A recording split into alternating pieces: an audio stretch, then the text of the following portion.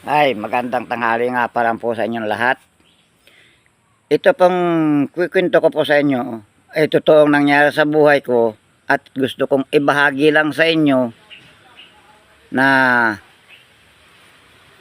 ako'y pilit nang bumabangon sa aking pagkadapa. Taon 2016 po nang mamatay yung isa kong anak na lalaki. July 6.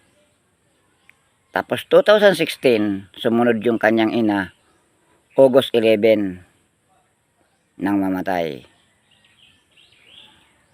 Tapos po, nagtrabaho ako sa Maynila. May nakilala ulit akong babae taon 2018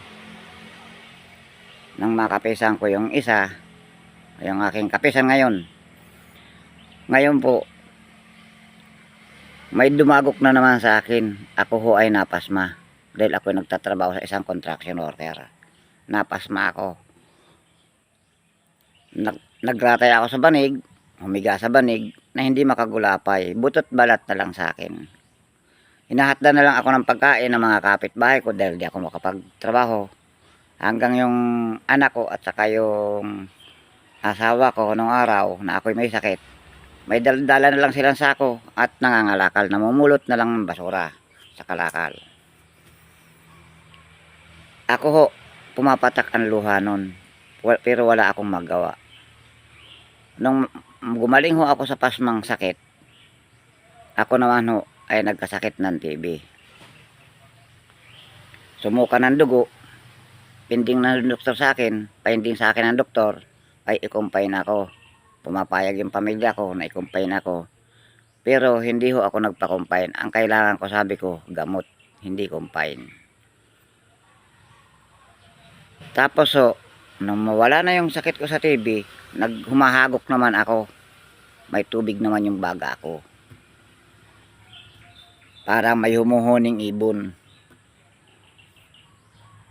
Nagkatubig naman ang baga ko.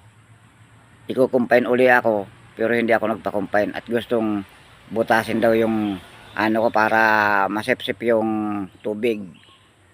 Ang sagot ko lang, kung mayroon ng sabi ko dyan dok na gamot, gamot na lang ang kailangan ko.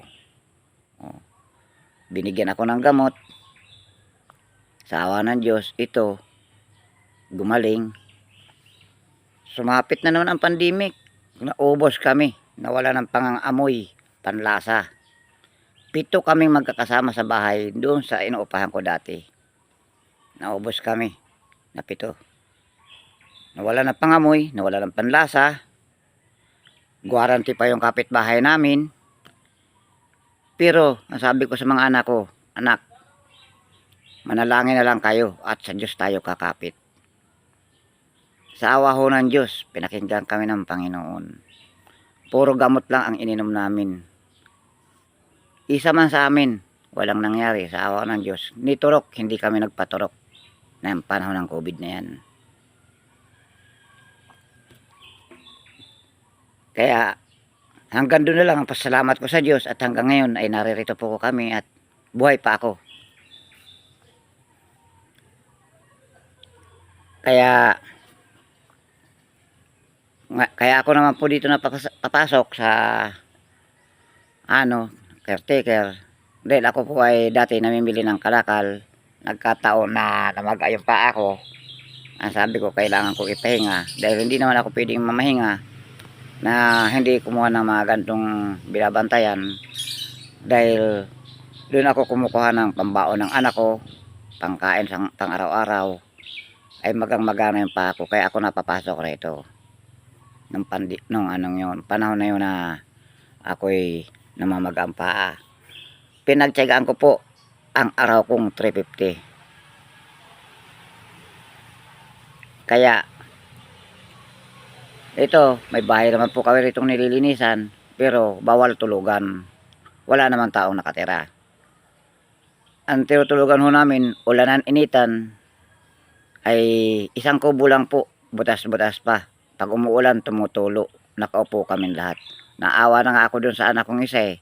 Dahil sa bangko lang ho siya nakahiga, ang latag pa ay karton. Hayaan nyo at ipakikita ko sa inyo yung bahay at saka yung kubo na tinutulugan namin. Tara, samahan nyo ako. Yan guys, yung bahay na aming nililinisan dito. Pero, dalawang kwarto nito. Pero ayaw magpatulog rito ng may-ari.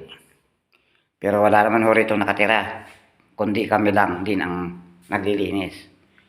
Ayan po. Ikot ho siya ng CCTV yan.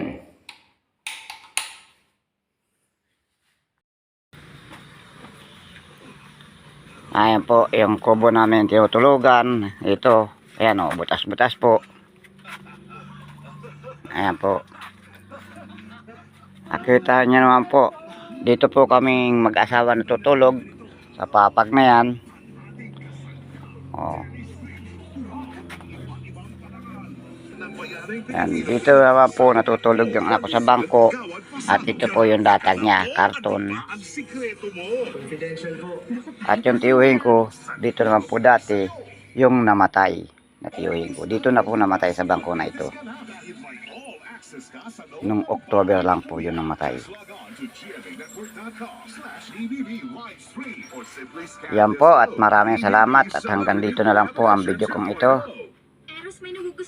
Bahagi po ng kwento ng buhay ko po yan.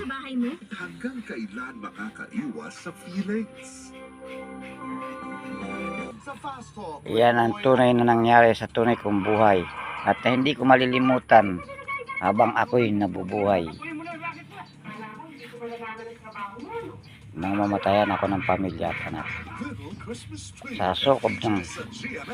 sa loob ng isang taon.